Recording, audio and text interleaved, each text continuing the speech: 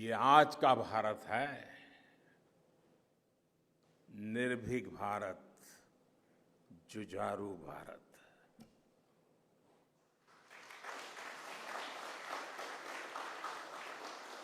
ये वो भारत है जो नया सोचता है, नए तरीके से सोचता है,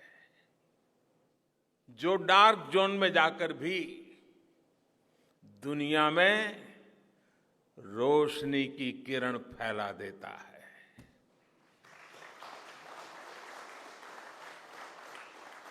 21वीं सदी में यही भारत दुनिया की बड़ी बड़ी समस्याओं का समाधान करेगा। मेरी आंखों के सामने 23 अगस्त का वो दिन, वो एक एक सेकंड बार बार घूम रहा है।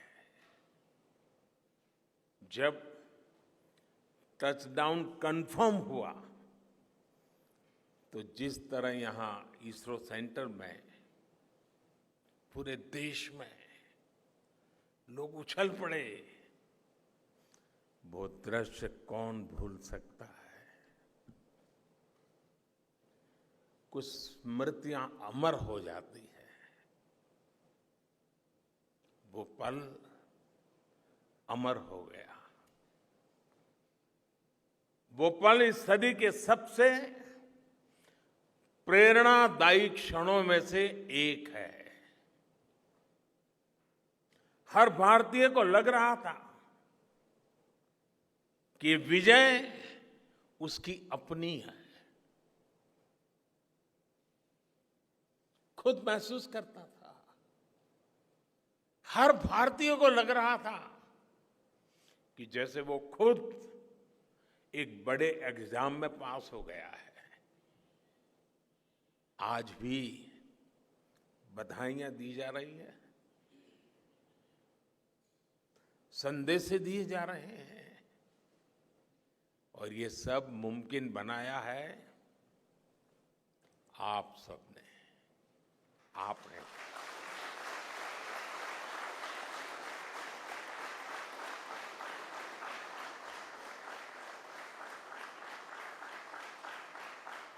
देश के मेरे वैज्ञानिकों ने ये मुमकिन बनाया है। मैं आप सबका जितना गुणगान करूं वो कम है। मैं आपकी जितनी सराहना करूं वो कम है। साथियों, मैंने वो फोटो देखी जिसमें हमारे मून लैंडर ने अंगद की तरह चंद्रमा पर मजबूती से अपना पैर जमाया हुआ है।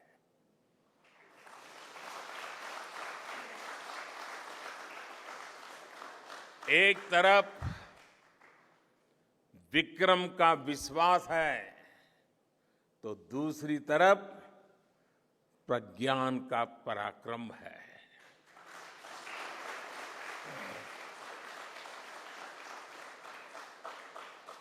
हमारा प्रज्ञान लगातार चंद्रमा पर अपने पद चिन्ह छोड़ रहा है। अलग अलग कैमरों से ली गई जो तस्वीरें अभी रिलीज हुई और मुझे देखने का सौभाग्य मिला, वो अद्भुत है। मानव सभ्यता में पहली बार धरती के लाखों साल के इतिहास में पहली बार उस स्थान की तस्वीर मानव अपनी आंखों से देख रहा है। और ये तस्वीर दुनिया को दिखाने का काम भारत ने किया है।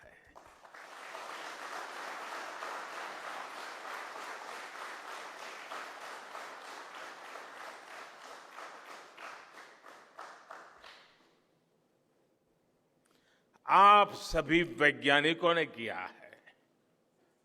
आज पूरी दुनिया भारत की साइंटिफिक स्पिरिट का, हमारी टेक्नोलॉजी का और हमारे साइंटिफिक टेम्परामेंट का लोहा मान चुकी है।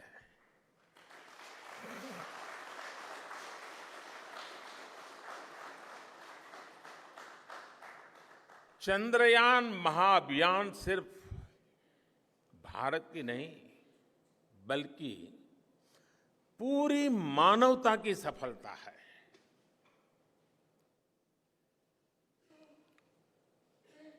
हमारा मिशन जिस क्षेत्र को एक्सप्लोर करेगा, उससे सभी देशों के लिए मून मिशंस के नए रास्ते खुलेंगे। ये चांद के रहस्य को तो खोलेगा ही, साथ ही धरती की चुनौतियों के समाधान में भी मदद करेगा। आपकी इस सफलता के लिए मैं एक बार फिर सभी वैज्ञानिकों को, टेक्नीशियंस, इंजीनियर्स और चंद्रयान महाअभियान से जुड़े सभी सदस्यों को बधाई देता हूं।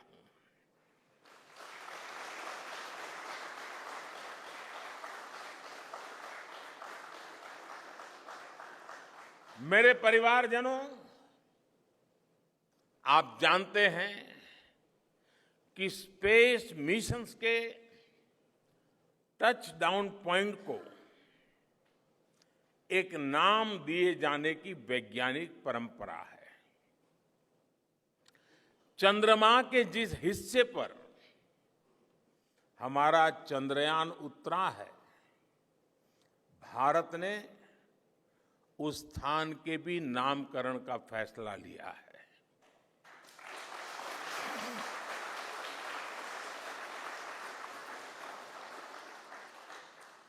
जिस स्थान पर चंद्रयान 3 का मून लैंडर उतरा है, अब उस पॉइंट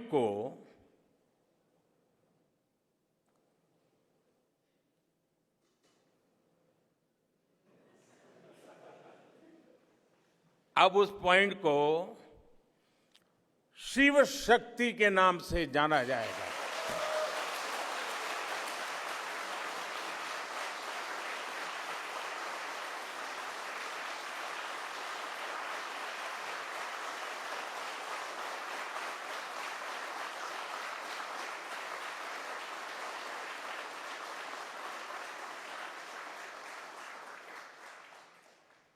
शिव में मानवता के कल्याण का संकल्प समाहित है और शक्ति से हमें उन संकल्पों को पूरा करने का सामर्थ्य मिलता है।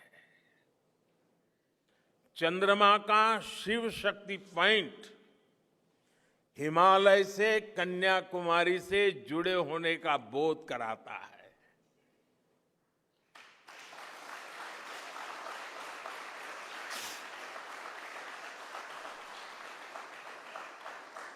हमारे ऋषियों ने कहा है, येन कर्माण्य पशो मनीषिणो यज्ञे कुण्वन्ति विद्येषु धीरः यत्पूर्व यक्ष्मन्तः प्रजानां तन्मे मनः शिव संकल्पमस्तु। अर्थात जिस मन से हम कर्तव्य कर्म करते हैं, विचार और विज्ञान को गति देते हैं और जो सबके भीतर मौजूद है, वो मन शुभ और कल्याणकारी संकल्पों से जुड़े।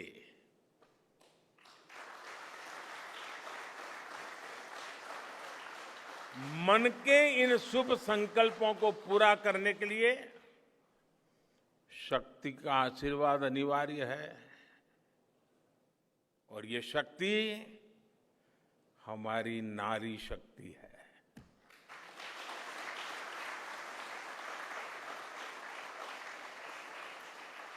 हमारी माताएं बहनें हैं। हमारे यहां कहा गया है, सृष्टि स्थिति विनाशानां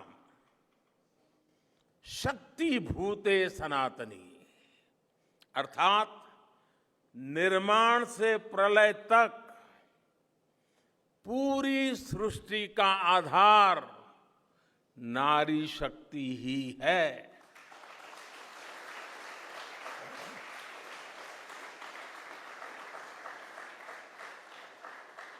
आप सबने देखा है, चंद्रयान 3 में देश ने, हमारी महिला वैज्ञानिकों ने, देश की नारी शक्ति ने कितनी बड़ी भूमिका निभाई है।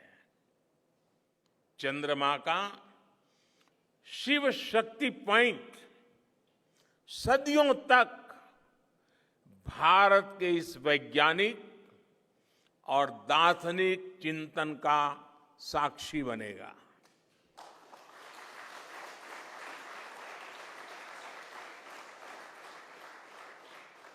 ये शिव शक्ति पॉइंट आने वाली पीढ़ियों को प्रेरणा देगा कि हमें विज्ञान का उपयोग मानवता के कल्याण के लिए ही करना है। मानवता का कल्याण, यही हमारा सुप्रीम कमिटमेंट है। साथियों, एक और नामकरण काफी समय से लंबित है। 4 साल पहले जब चंद्रयान 2 चंद्रमा के पास तक पहुंचा था, जहां उसके पदचिन्ह पड़े थे, तब ये प्रस्ताव था कि उस स्थान का नाम तय किया जाए।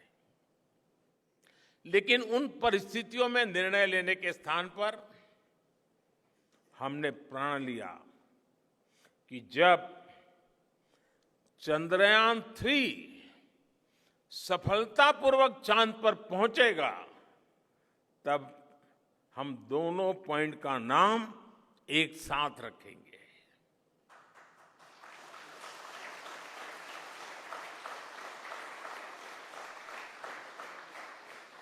और आज मुझे लगता है कि जब हर घर तिरंगा है, जब हर मन तिरंगा है और चांद पर भी तिरंगा है, तो तिरंगा के सिवाय चंद्रयान 2 से जुड़े उस स्थान को और क्या नाम दिया जा सकता है।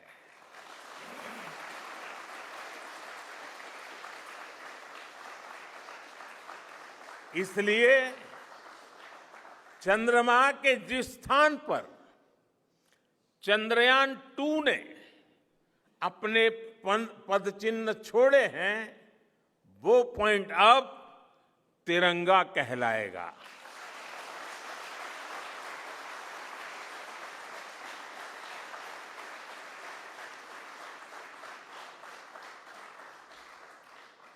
ये तिरंगा पॉइंट भारत के हर प्रयास की प्रेरणा बनेगा।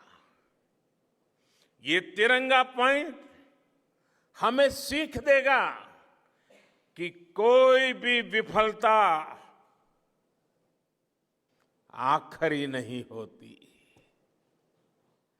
अगर दृढ़ इच्छा शक्ति हो तो सफलता मिलकर के ही रहती है। यानी मैं फिर दोहरा रहा हूं, चंद्रयान-2 के पद चिन्ह जहां है, वो स्थान आज से तिरंगा पॉइंट कहलाएगा। और जहां पर चंद्रयान-3 का मून लैंडर पहुंचा है, वो स्थान आज से शिव शक्ति पॉइंट कहलाएगा।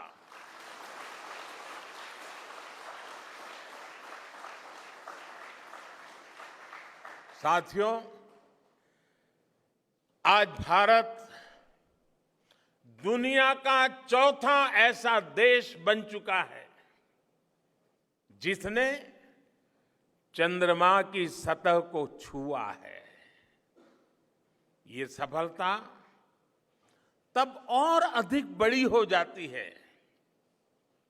जब हम ये देखते हैं कि भारत ने अपनी यात्रा कहां से शुरू की थी। एक समय था जब भारत के पास जरूरी तकनीक नहीं थी, सहयोग भी नहीं था। हमारी गिनती थर्ड वर्ल्ड यानी थर्ड रॉ में खड़े देशों में होती थी।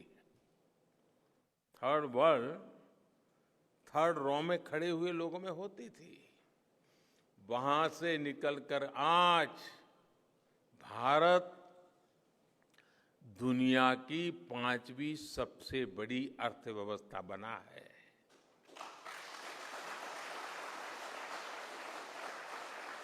आज ट्रेड से लेकर टेक्नोलॉजी तक भारत की गिनती पहली पंक्ति यानी फर्स्ट रॉ में खड़े देशों में हो रही है। यानी थर्ड रॉ से फर्स्ट रॉ तक इस यात्रा में इसरो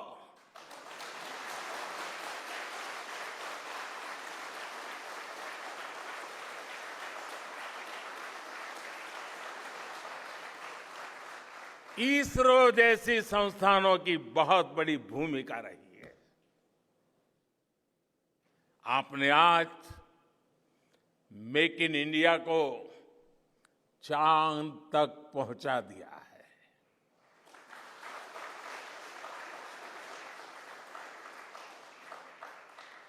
मेरे परिवारजनों, मैं आज आपके बीच आकर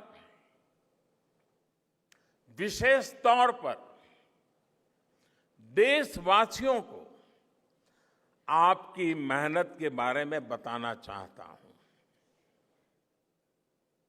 जो मैं बातें बता रहा हूं वो आपके लिए नई नहीं है, लेकिन आपने जो किया है, जो साधना की है, वो देशवासियों को भी पता होना चाहिए।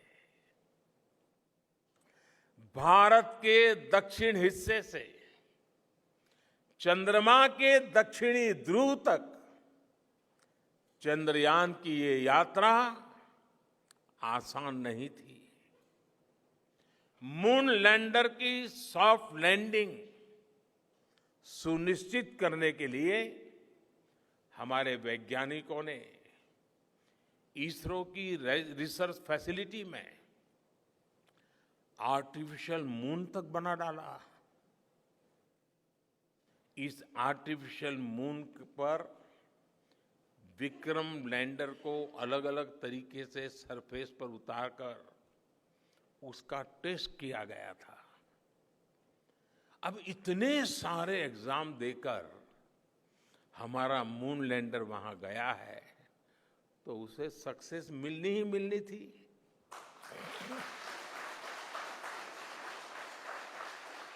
साथियों, आज जब मैं देखता हूं कि भारत की युवा पीढ़ी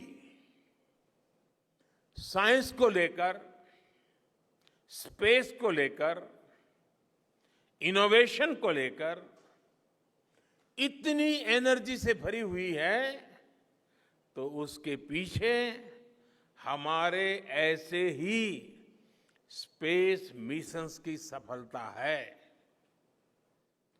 मंगलयान की सफलता ने, चंद्रयान की सफलता ने, गगनयान की तैयारी ने देश की युवा पीढ़ी को एक नया मिजाज दे दिया है। आज भारत के छोटे छोटे बच्चों की जुबान पर चंद्रयान का नाम है। आज भारत का हर बच्चा आप वैज्ञानिकों में अपना भविष्य देख रहा है। इसलिए आपकी उपलब्धि सिर्फ ये नहीं है कि आपने चांद पर तिरंगा लहराया, लेकिन आपने एक और बड़ी उपलब्धि हासिल की है, और वो उपलब्धि है भारत की पूरी पीढ़ी को जागृत करने की, उसे नई ऊर्जा देने की।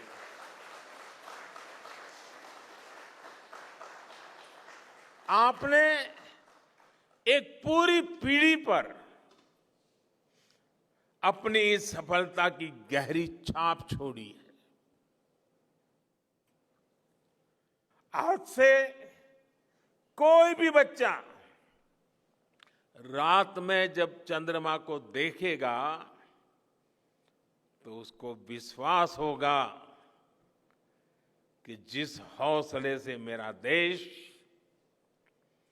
चांद पर पहुंचा है, वही हौसला, वही जज्बा उस बच्चे के भीतर भी है, उस युवा के भीतर भी है। आज आपने भारत के बच्चों में आकांक्षाओं के जो बीज बोए हैं, कल वो वट वृक्ष बनेंगे और विकसित भारत की नींव बनेंगे।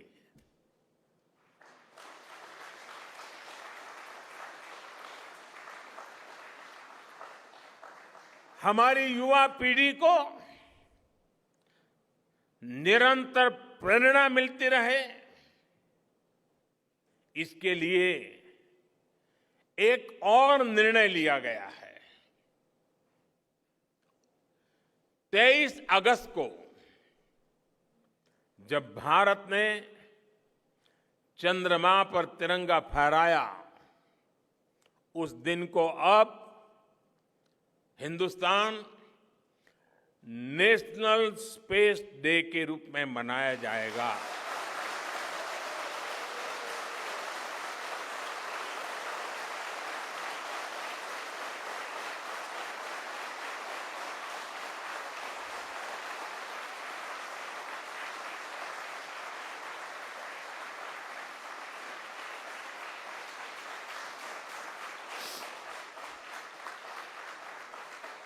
जब हर वर्ष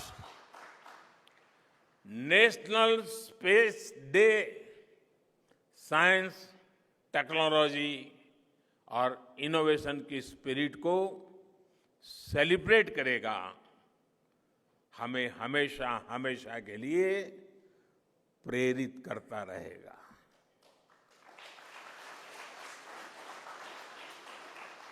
मेरे परिवारजनों, आप भी जानते हैं कि स्पेस सेक्टर का जो सामर्थ्य है, वो सैटेलाइट लॉन्च करने या अंतरिक्ष की खोज से कहीं ज्यादा बड़ा है। स्पेस सेक्टर की एक बहुत बड़ी ताकत है जो मैं देखता हूं, वो है ईज ऑफ लिविंग और ईज ऑफ गवर्नेंस।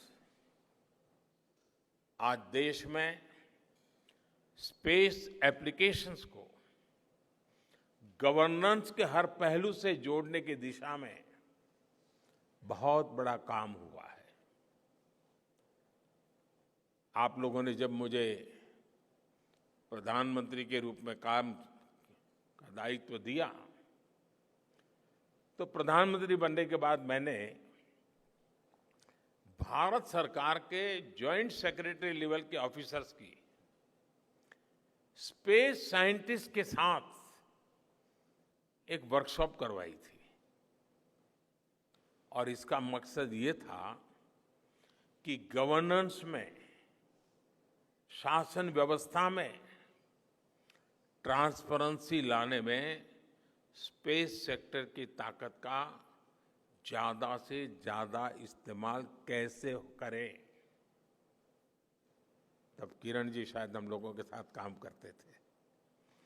इसी का नतीजा था जब देश ने स्वच्छ भारत अभियान शुरू किया, शौचालयों का निर्माण शुरू किया, करोड़ों घरों को बनाने का अभियान चलाया, तो इन सब के मॉनिटरिंग के लिए, उसकी प्रगति के लिए स्पेस साइंस ने बहुत मदद की। आज देश में दूर दराज के इलाके में एजुकेशन, कम्युनिकेशन और हेल्थ सर्विसेज पहुंचाने में स्पेस सेक्टर की बहुत बड़ी भूमिका है। इन दिनों आजादी के अमृत महोत्सव के निमित्त जो जिले जिले में अमृत सरोवर बन रहे हैं, उसका भी टैगिंग, उसके भी मॉनिटरिंग स्पेस के द्वारा ही हो रही है। बिना स्पेस टेक्नोलॉजी के हम टेलीमेडिसिन और टेली एजुकेशन की कल्पना तक नहीं कर सकते। स्पेस साइंस ने देश के रिसोर्सेज के ऑप्टिमम यूटिलाइजेशन में भी बहुत मदद की है।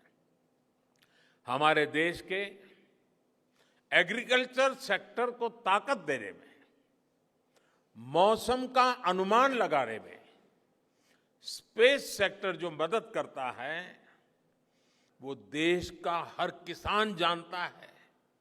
आज वो देख लेता है अपने मोबाइल पर अगले सप्ताह मौसम का क्या हाल है। देश के करोड़ों मछुआरों को आज नाविक सिस्टम से जो सटीक जानकारी मिल रही है वो भी आप ही की देन है।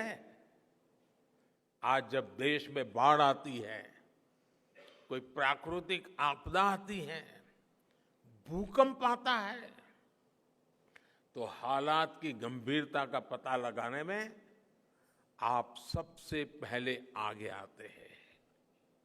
जब साइक्लोन आता है तो हमारी सैटेलाइट्स उसका सारा रूट बताती है, सारी टाइमिंग बताती है और लोगों की जान भी बचती है, संपत्ति भी बचती है। और सिर्फ साइक्लोन के कारण जो संपत्ति बचती है ना, उसका अगर जोड़ लगा दे तो आज स्पेस का जो खर्चा है उससे वो ज्यादा हो जाता था।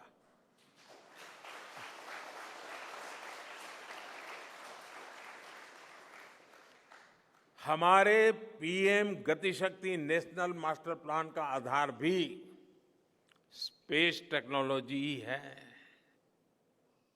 और आज दुनिया भारत के इस गतिशक्ति प्लेटफॉर्म का अध्ययन कर रही है कि प्लानिंग और मैनेजमेंट में ये प्लेटफॉर्म कितना उपयोगी हो सकता है। इससे प्रोजेक्ट्स की प्लानिंग, एजुकेशन और मॉनिटरिंग में काफी मदद मिल रही है।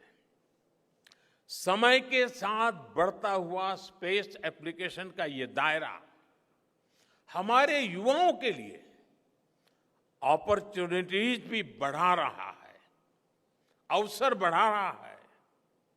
और इसलिए आज मैं एक सुझाव भी देना चाहता हूं और मैं चाहूंगा कि आपके यहां से जो रिटायर्ड लोग हैं वे इसमें काफी मदद कर सकते हैं। अब ये मत बोलिएगा कि इतनी सुबह सुबह मोदी जी यहां आए और कुछ काम भी दे करके जा रहे हैं। साथियों, मैं चाहूंगा कि इसरो, केंद्र सरकार के विभिन्न मंत्रालय और राज्य सरकारें मिलकर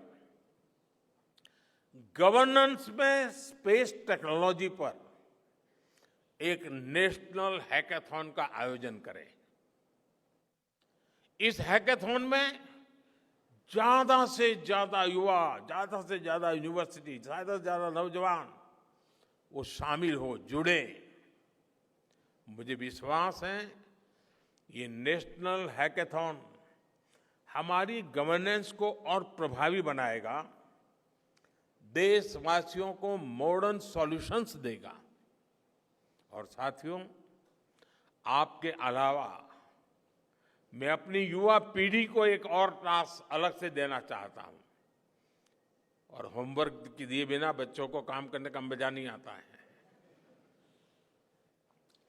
आप सब जानते हैं कि भारत वो देश है जिसने हजारों वर्ष पूर्व ही धरती के बाहर अनंत अंतरिक्ष में देखना शुरू कर दिया था। हमारे यहां सदियों पहले अनुसंधान परंपरा के आर्यभट्ट, ब्रह्मगुप्त, वराहमिहिर और भास्कराचार्य जैसे ऋषि मनीषी हुए थे।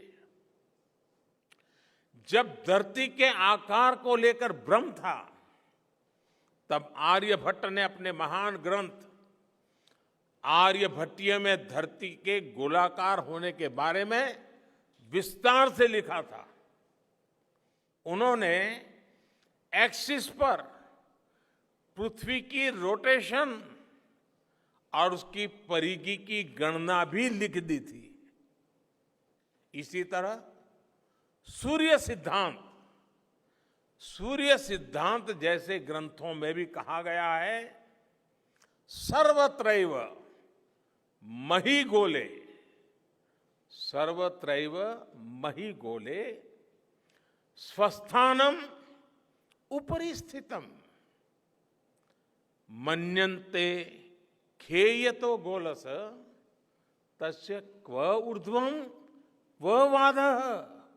अर्थात पृथ्वी पर कुछ लोग अपनी जगह को सबसे ऊपर मानते हैं, लेकिन ये गोलाकार पृथ्वी तो आकाश में स्थित है, उसमें ऊपर और नीचे क्या हो सकता है, ये उस समय लिखा गया था। ये तो मैंने सिर्फ एक श्लोक बताया है। ऐसी अनगिनत रचनाएं हमारे पूर्वजों ने लिखी हुई है। सूर्य, चंद्रमा और पृथ्वी के एक दूसरे के बीच में आने से ग्रहण की जानकारी हमारे कितने ही ग्रंथों में लिखी हुई पाई जाती है। पृथ्वी के अलावा अन्य ग्रहों के आकार की गणनाएं, उनके मूवमेंट से जुड़ी जानकारी भी हमारे प्राचीन ग्रंथों में मिलती है।